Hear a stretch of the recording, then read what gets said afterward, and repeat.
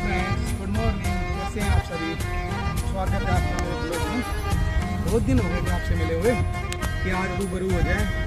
काफ़ी दिन हो गए, ना कोई टाइम मिला। थोड़ा मौसम भी अभी गर्मी का हो गया, तो उस वजह से वीडियो बनाने के लिए बिल्कुल भी टाइम नहीं मिल पा रहा है। आज अच्छा मौसम था और सूर्य देव भी अपने टाइम पर निकल आए हैं। बड़ा ही सुहाना मौसम है। तो आज मेरी तरफ से गुड मॉर्निंग और जुड़े रहिए मेरे साथ में।